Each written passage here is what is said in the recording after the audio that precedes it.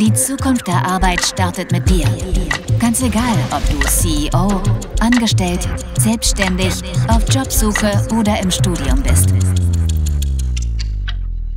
In der Arbeitswelt von heute stehen wir alle vor denselben Herausforderungen. Wir sind umgeben von Ideen und Konzepten zu Future Skills, Digitalisierung, Mentoring, verantwortungsvollem Recruiting und künstlicher Intelligenz. Also gehen wir sie gemeinsam an. Wie beeinflusst mentale Gesundheit den Job? Wie müssen sich Unternehmen verändern, um ihre Mitarbeitenden für sich zu begeistern und zu unterstützen? Und wie baue ich mir mein eigenes berufliches Netzwerk auf? Darüber wollen wir heute sprechen, um miteinander und voneinander zu lernen. Education, Transformation, Action.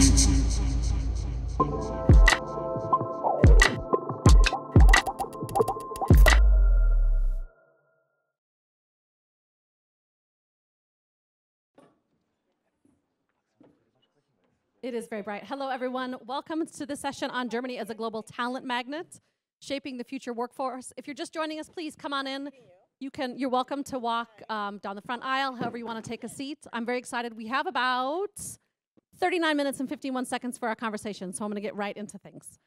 We're going to look today at how Germany can position itself as a top destination for international professionals by addressing the challenges of recruitment, integration, and retention of global talent. In our discussion today, panelists, we want to look at strategies for attracting immigrant and migrant entrepreneurs, enabling seamless hiring of remote talent, and enhancing the journey through policies that address factors like bureaucracy, which we are all very familiar with, housing, of course we're familiar with that, and also personal networks. I guess we don't need that light. We're also going to look at how technology, inclusive policies, and hybrid work models can transform how Germany tackles its talent shortage, while also creating a more tailored experience for foreign workers who contribute to the country's economic and cultural vitality. Joining me, starting from the left-hand side of the stage, is Ana Alvarez. You are the founder and CEO of Migrapreneur. You're an award-winning entrepreneur and consultant specializing in social innovation and migration. You're also a mentor for incubators and accelerators, and you were recognized as an EU future leader and one of the 20 most influential people in EU tech in 2023. Thanks so much for joining us today, Anna. Next to Anna, let's give her a round of applause. Next to Anna is Felix Steffens, the co-founder and COO of WorkMotion. After graduating from the London School of Economics, you worked as a management consultant for the renowned Boston Consulting Group and as an early-stage investor at Global Founders Capital. Welcome. Thanks so much for joining us today. And seated right next to me is Max Heywood, the owner of internationale Fachkräfte. You worked in international environments, so NGOs and startups in Berlin for about 15 years. And since 2023, you have been focused on supporting the transformation of the German Mittelstand in the regions of Saxony and Saxony-Anhalt. So welcome. Thank you also, Max, for joining us. A round of applause for our panelists. So we're going to get right into things. I'm going to repeat our topic. We can see Germany as a global talent magnet, shaping the future workforce. I want to ask a question, one question for each of you. We'll start with Anna to reply. From your perspective, what are and let's maybe limit it to one of each, the biggest opportunity and the biggest challenge facing Germany in becoming a top destination for international professionals? Anna. Well, the opportunity that Germany definitely has is because Germany needs people. Undeniably, people are pensioning more and more every year. And it can be an exciting opportunity for Germany to be open. The struggle we have is a growing anti-immigrant sentiment, the denial of turning things, bureaucracy in a much more easy way, and digitalization. And mostly, basically, another big challenge is the language, which might prevent different other sectors to adapt quickly to a market like Germany. Thank you so much. Felix, the biggest opportunities and the biggest challenge. Yeah, I'm going to go right in with a very pessimistic view. So in my view, Germany is not a talent magnet. It's quite the opposite, to be fair. And that's actually a fact, right? There have been a lot of studies with expats in Germany, ranking Germany across many other expat destinations, and Germany continuously ends up at the bottom of the list. And the reasons are actually quite obvious. You have very, very high tax rates, income tax rates, especially for high achievers. You have bad weather. Yeah. Unfortunately, unfortunately, the housing situation is terrible, particularly in the big cities like Berlin, Munich, and Hamburg. You don't really have a welcome culture. Germans are not particularly known to being super open to foreigners, so all of that comes together, and I think that we have a huge problem. And as you said, we remain in denial. It reminds me a little bit of the climate change, and it's slowly becoming a little bit too late to act. So we really, really need to do something. And now the optimistic version of that, realizing this, is of course also an opportunity that we have to change something, and I think we can. Thank you so much, Felix. Max. Yeah, thanks. So I'll start with the optimistic spin. So there was a report in The Economist about a month ago where they did one of those brainy surveys they do across many countries. And Germany came out fourth in the world in terms of its attractiveness to graduates worldwide. So only after Australia, Canada, and the US. So it came before France, before the UK, before New Zealand. And they asked these graduates, which country would you choose if you wanted to move abroad permanently for work? And so Germany came number 4. What's that? So Germany came number 4. So let's say that despite all of these challenges, which absolutely are present, the overall, let's call it country brand of Germany is still incredibly powerful. The challenge, I think, is to recognize the problem as the problem that it is. So just to give an example from last week, there was a column in the Handelsblatt, so a very respected newspaper in Germany, by the chairman of the board of a major insurance company, hundreds of billions of dollars in revenue. And his argument was that Germany does not have a lack of workers, of Fachkräfte. It has a lack of people who are willing to work. I'm making some brainy arguments around the average hours worked in Germany and that Germans work less hours per year than Sweden, and basically denying the problem, saying the solution here is for people to get less sick, and to call in sick less, and to work harder. And just a moment's thought, just, this makes no sense. If you're in a small town in Brandenburg and the doctor just retired, everyone else in that town can work double the hours. It will not generate a new doctor magically. But still, this is an argument that still has a lot of traction, especially in business conservative circles. So I think it's important to recognize that not everyone agrees with the proposals that we'll be having today. All right, thank you so much. And I do want to say, the best part of my job is when the panelists up on stage have a conversation, and I want that to happen. And if someone does say something on stage and you want to react, give me a sign and I'll be sure to bring you in. Because you did say a couple of things that I think we want to, one of the panelists wants to discuss. So I want to give her the opportunity to do so. Anna, please. Can I ask who of you are here non-Europeans? Raise me your hand. How many of you are from Latin America? Do I have anyone from Latin America? You. Awesome. From where? Oh, we know each other. Do we? Yes. Right. I'm not from Venezuela, anyways. I mean, we know each other, of course. I'm kidding. No. We go to the same place. So here is the thing. There is always a perception. When we come from regions like Latin America, there's always a perception of Germany. We grew up thinking that Germany is the big place to go. And unfortunately, that's also a colonized mindset that we have, that we are always less than the rest. But when we come here, we quickly understand that we also have to give a lot. And I think that these quotes, I know that you were not meaning what this insurance company was saying, but it's so important that we use these panels and we use the voice of everybody who's working very hard in this country to visibilize their work. Because the anti-immigrant sentiment in this country, which is connected with the lack of welcoming culture, which when I arrived to Germany, this welcoming culture existed. And that's what enabled a big chunk of Syrians to find a way in. But this welcoming culture lasted only for 3 years. And my worry with this anti-immigrant sentiment and these type of comments from somebody who's in a very comfortable position, and let's not forget that next year, many of us are going to have a race on our payments to the Krankenkasse, because again, the insurance companies need more money because there's not enough people. And guess who's going to pay for that? Us, the workers, us, the freelancers, us, the small companies.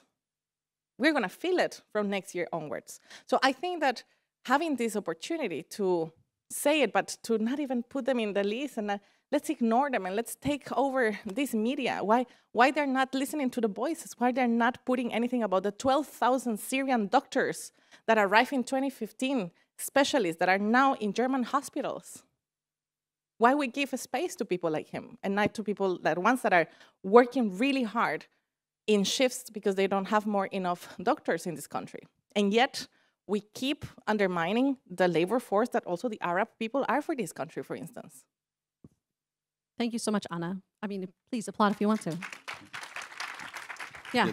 Just because you mentioned doctors, I think at the same time we have to ask ourselves why so many of the medicine graduates, the doctors that get their education in Germany, are leaving and going to Switzerland. Yeah, Switzerland is the #1 destination for German graduates to go.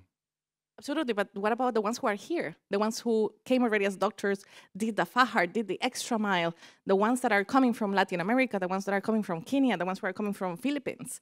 These people are doing an exceptional job to integrate into the society, right? So I agree. I mean, there's people who are leaving. I was reached out yesterday by the government of Canada, which they want to promote people to leave to Canada. And I have a lot of candidates in our community who are planning to leave Germany eventually. Look, we can start talking about people leaving Germany, but Germany needs people. The economy is going to collapse without any one of us. And so can we focus? I don't know, what can we do for Germany? Okay, then let's pick this up because I do want to ask, because I don't want this to just be a bad news. Like, I don't want us to come and commiserate and be like, oh, everything here is so terrible. Because I also think that, I mean, I'm not German, I'm not from here. And I don't know how many of you, we asked how many people can you raise your hands in the lights? How many of you are not from Germany? How are you, many of you are part of that global talent out there?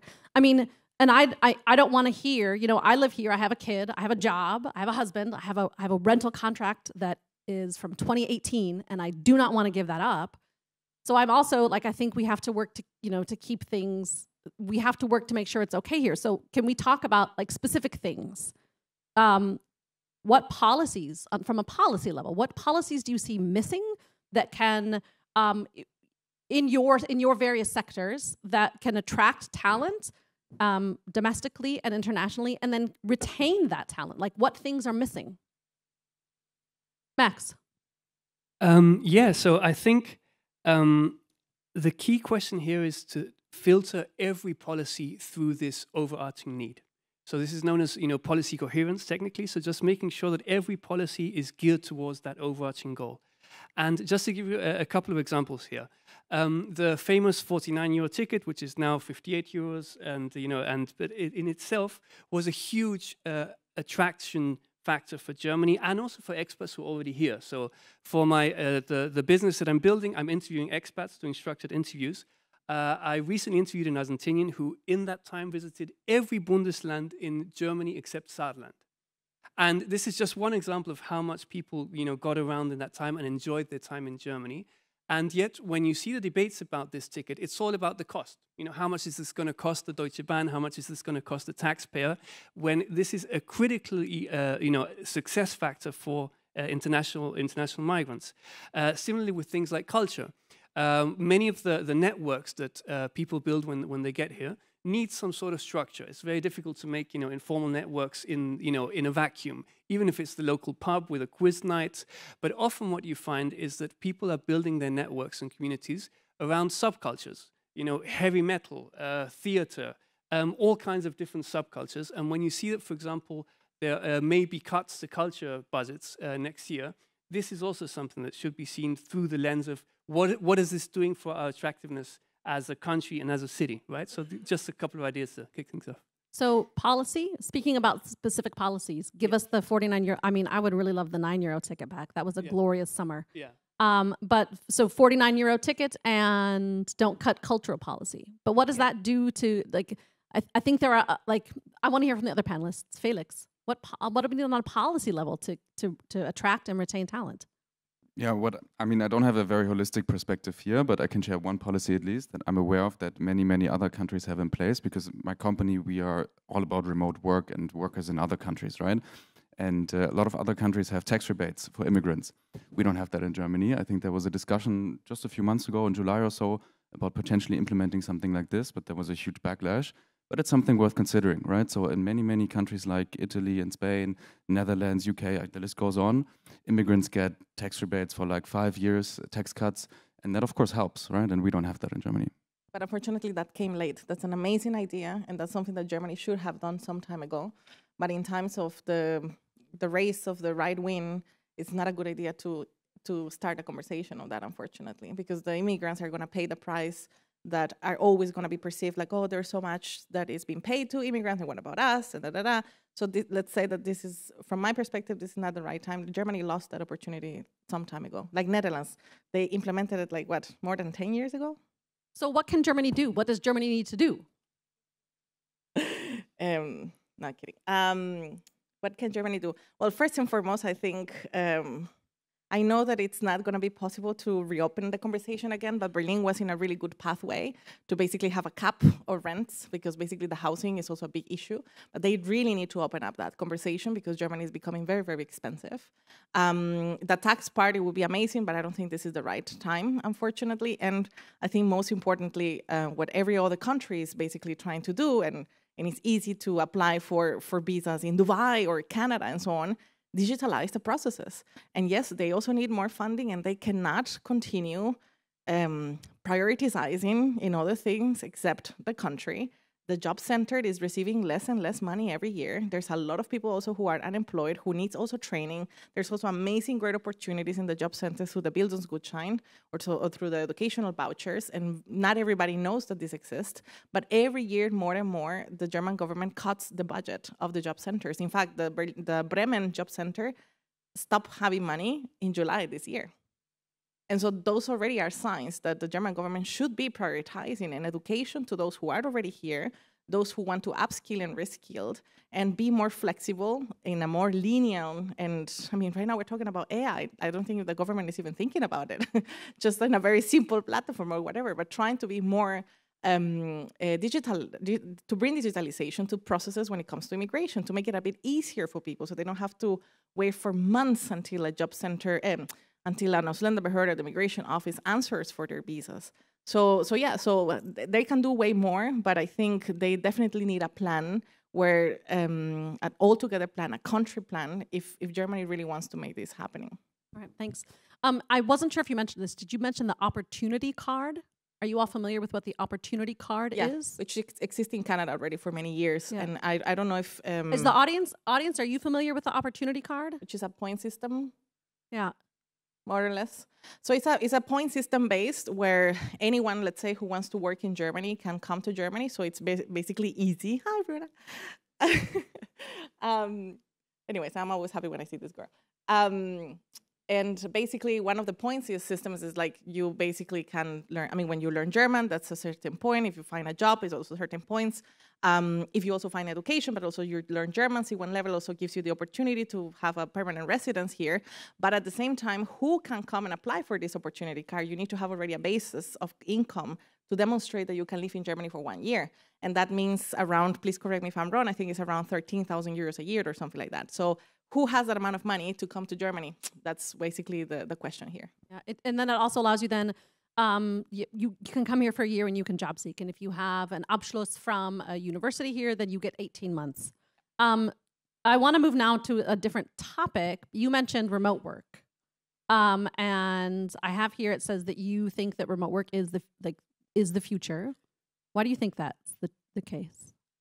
Yeah, no, it's not going to particularly help Germany as a country or Germany as a state, but at least it's helping German companies and particularly German startups, right? So I'm in the startup ecosystem myself, talking to a lot of other founders, and everybody is struggling to find talent, right? Particularly here in Berlin, it's very difficult to find top engineering talent, for example, yeah? And the solution to that is actually quite easy. It's don't look in Berlin, don't look in Germany, look outside, yeah? And after COVID, a lot of companies have adopted remote work. We all know that it can work, and you have fantastic talent elsewhere, and you don't have to look that far away. You just have to look to Spain and to neighboring countries, and that can be a solution, yeah?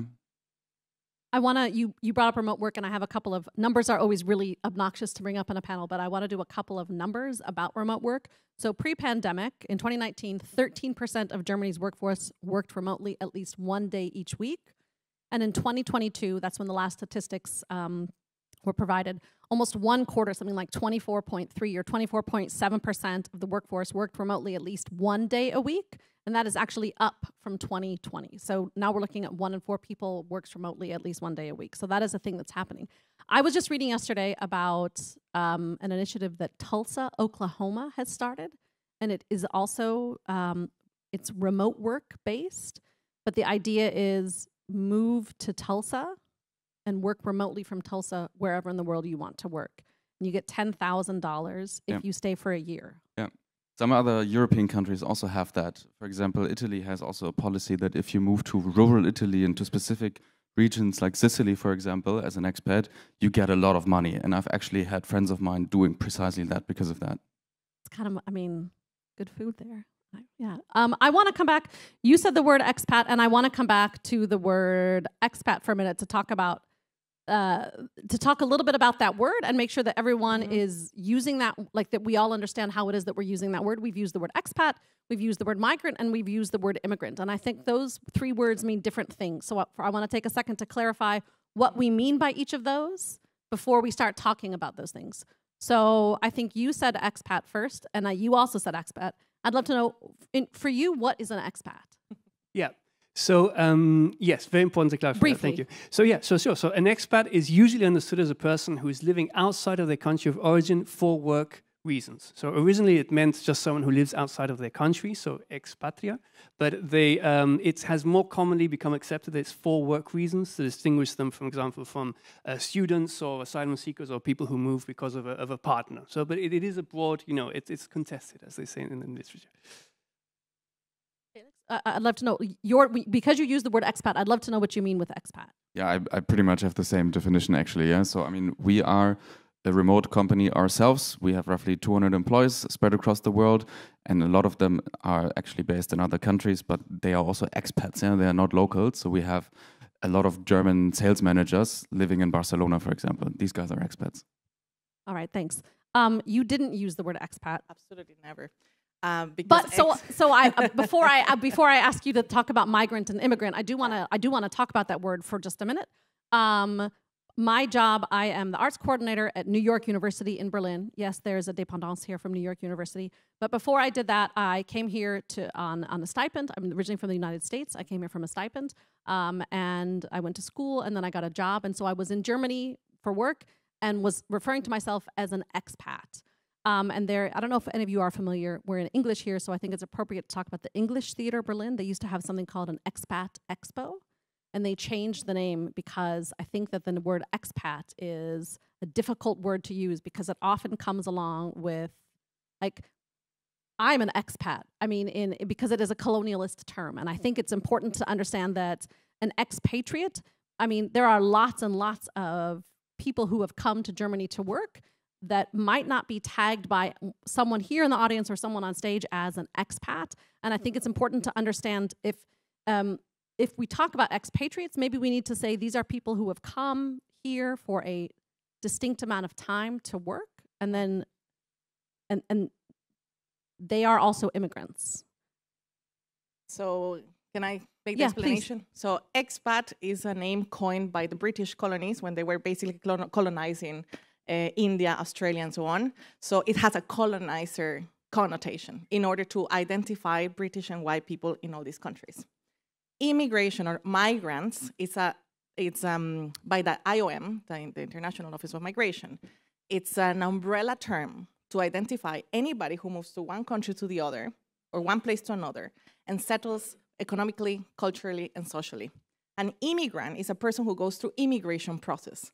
A refugee is an immigrant, but not every immigrant can be a refugee because a refugee is a person who is seeking for asylum and is fleeing out for very adverse situations, and they don't have to go through immigration process. So migrant is an umbrella term, and it should have been a way to humanize and identify everybody at the same time. Thank you so much. Sorry about that. Thank you for these clarifications. I want to do a little bit more numbers just to understand a little bit about the where we are. We talk. I mean, you're based in Berlin. You're based also in Berlin. I'm not sure if you are also based in Berlin. I'm based in Berlin. I want to make sure we aren't just in our little Berlin bubble, as fabulous as it is. Like, there's a lot out there in the rest of Germany. Germany has a population of like 82 point something million. Roughly 20.2 million people in Germany in 2022 either moved to the country themselves or were born to two people who had moved there, which means 1 in 4 people kind of has like that term, which I'm not a huge fan of, a Migrationshintergrund, but it is important to understand this is a country of immigration, And this is a country whose economy can continue to run because of immigration.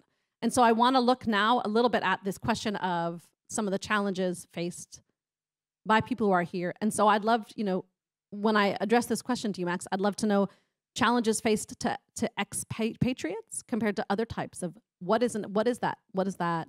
Yeah. When it comes to the idea of people moving here to work, what kind of challenges do they have that policymakers need to better address? Yeah. So I think it's great you're bringing up the option, the example of Berlin, because I wanted to bring exactly, so for work I spend a lot of time in Sachsen-Anhalt, where there are many, many factories that provide, goods and services worldwide, and that are also seeking, working migrants. And there are some severe challenges, and I think what's important to recognize is that the challenges themselves are similar. What changes is the intensity of each. So, for example, in Berlin, we mentioned housing. There are towns in Saxon where you can find a great house with a garden for the same price as a tiny apartment in Berlin. The challenge is your network, where you're going to find friends as an expat, how you're going to integrate into the community. So it's important to recognize that even though the overall, let's say, package of challenges is similar, what varies a lot is how intense they are across locations. And I think one thing that's important in terms of attractiveness of Germany as a global talent magnet is that the point that we were making earlier, which is that not everyone that moves for work plans to stay indefinitely. And this is not just about Germany. This is a fact of the life of people who move for work. If you move to a country for work, you can also leave it when you get another job. Or you can find a partner, or you can break up with your partner. There are multiple reasons why people move on, which have nothing to do with, in this case, Germany. And I think it's important to bring this up because when we think about integrating, for example, migrants in general, which is a big part of the discourse in Germany, I think it's good to question, from a policymaking perspective, how applicable is that to working migrants? How much do we need to integrate those working migrants, especially in the first years? Is that a priority for them if the only thing they want to do is focus on their career? So you have cases, people I've interviewed and spoken to where, it didn't work out in Berlin. 6 months, a year into the job doesn't work out, and they moved to Amsterdam, they moved to Brussels. And integration, they didn't even get to the stage where they wanted to integrate into the community. So I think it's important from a policymaking perspective also to say that for many migrants who come for work, integration is not in the early phase the top priority, and how to address that is perhaps the question. There's a lot to unpack there. I want to think about a question for a minute, but Anna, I did see you nodding your head if you want to respond. No, I totally agree, and I wish the German government will see the whole process like that. Because when they launch this amazing attractiveness that you can get a citizenship for 3 years, it's like, no, this is not what makes people come. What makes people move to another country is to get well paid and to get an amazing job and an amazing opportunity. And yes, if you want to learn German, if you want to integrate and go through the whole path, it's because it's part of your personal development. And I really want to go back to what we really, really talk very little. A lot of the things that we're talking about is also related to tech, right? So people who have the opportunity to jump here and there. But what about those who are moving to work in construction, in healthcare, nurses? And so I think that treating everybody in the same pot, in the same way, is basically where I think Germany is missing the opportunity to look the whole process with a bigger overview. So what does Germany need to do? Be more open-minded. I think it's about developing what we could call, I was going to say expat journey, but let's say working migrant journey, and thinking about the whole process, not just about the beginning. You have this term Willkommenskultur, which in itself is about welcoming someone, which you usually do at the beginning. So there's this very strong focus on the early stage, but what keeps people in the country is the entire journey that they plan to go through, which may be for 2, for 5, for 7 years. So there are surveys, the survey I think was the one you were mentioning, shows that most working people, migrants worldwide, also known as expats, they don't leave their country saying, I'm leaving and I'm never coming back. It's very rare. So very often the time horizon is up to 5, up to 7 years, and then they plan to move back or to move on. So with that in mind, it's important to think of what is the career path we want to offer people during those 5, 7 years, and how might we get them to extend that career path. Felix, I see you sitting there, and I want to come back to you and give you. I have a question for you, but I want to see first if you want to respond to anything that your fellow panelists have said. Yeah, as I said earlier, right, my view is more not so much about the socio-political environment and what we can do there, but more about what companies can do, right, to deal with that reality that talent is missing, and yeah. Well, then let's talk about that, because how do you see, like, how do you see hybrid or remote work evolving? What would long-term implications be then for global talent recruitment? Like, what does Germany need to do in terms of supporting that? Yeah, I think first of all we need to stop having this theoretical fight between office culture and remote work, and they are not opposing poles. There's lots of opportunities for hybrid models in between. Right, as I said earlier, I consider my company to be a remote company, but we also have a small office here in Berlin. We also have a small office in Cairo, and I do think, for example, that face-to-face interaction, personal interaction does matter. Yeah, but you can ask yourself the question: what is more valuable? Is it that typical conversation at the water cooler in the office where you're just like, yeah, how was your weekend? Good. How was yours? Good. Thanks. Bye. Or is it more like meaningful interactions that you want to have with each other, that you can have, for example, in offsite events? So we organized our first company-wide offsite event recently, where we flew everybody in from all over the world to Athens and had a great time there, and people loved it. Yeah, and I think that makes us a much stronger company with a stronger culture than other companies that just live their day in the office and do not really care about culture. No, I think it's fantastic. Please, I'm not going to attack anything what you're saying. Don't worry. Careful. Don't worry. Chill. I'm not going to do it. But what I want to say is, like, that's what I'm meaning about the making sure that we talk about everything as it should be. We have different sectors. That works perfectly in tech. I keep saying it. That works in tech. But not everybody works in tech.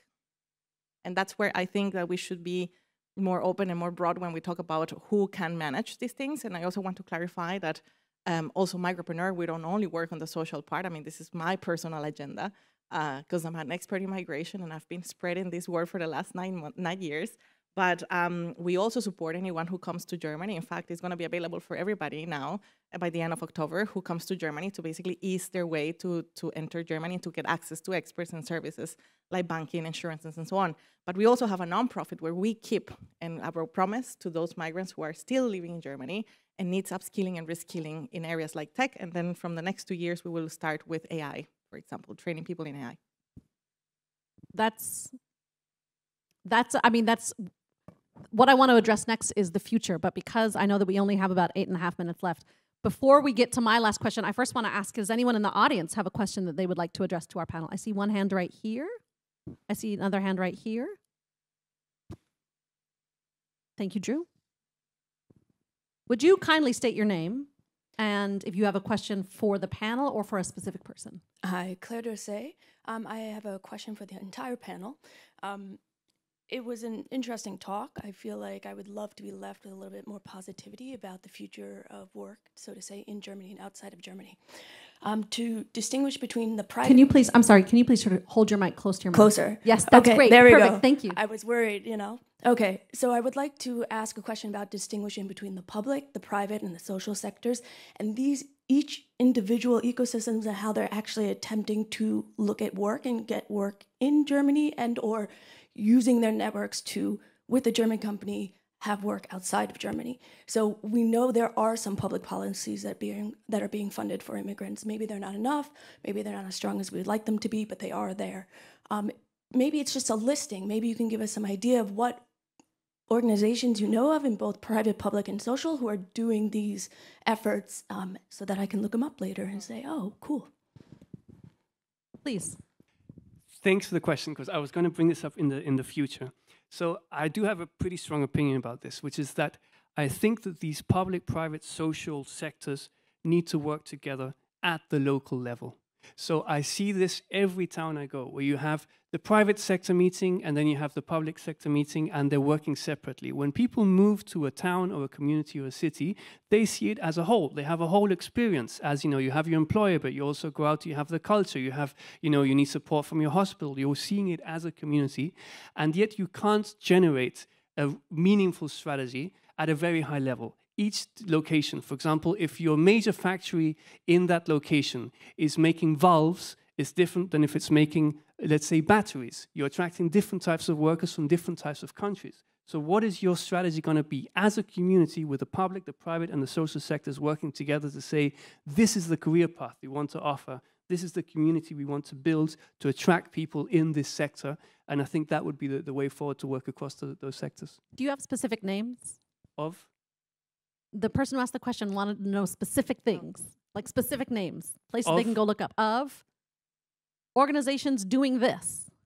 So I was recently in Dessau, which is famous for the Bauhaus, and they're taking steps in the right direction. So they organized a great event a month ago, which had people from the private sector, from the public sector. They had breakout groups with people from all over the community, including the university, and they were having discussions that were starting to go in this direction. So I would, as a first step, I would say the town of Dessau is an interesting one. Today's also, I think, a really great opportunity to, yeah.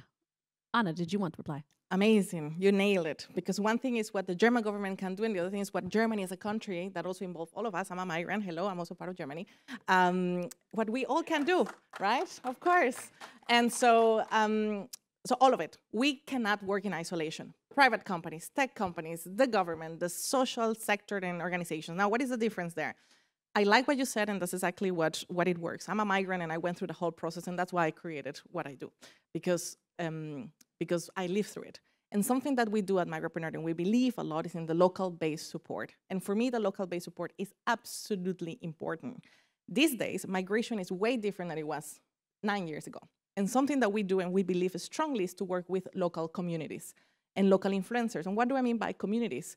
Who doesn't know in Berlin, International Women in Berlin, for example? Who doesn't know all these communities, especially for the Spanish-speaking La Red? There are so many amazing communities with more than 30,000 members that are not necessarily like NGOs or like Ferne and so on.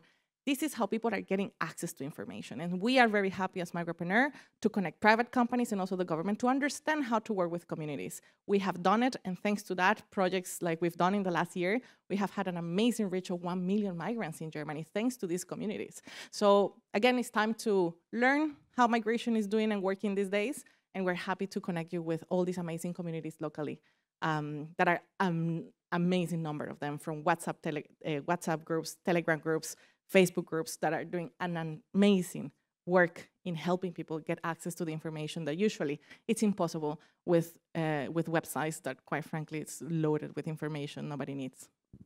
Thanks, Anna. Also, check out Migrapreneur. Do we have any other questions from the audience? Yes, please. Hi, my name is Ayan, for those who don't know. I think you're also like the moderator for this whole thing. Yes, so, I'm the moderator of please, the whole thing. It's great that you're, please. I really have a question because, we talked about the government and low tuition and et cetera, but what about the society itself? So Germany is not Berlin. Let's face that. And Berlin might be quite open-minded for anyone who comes here. But what about those who live not in Berlin but anywhere else in Germany? How do we get the society to a point to integrate those expats in the society?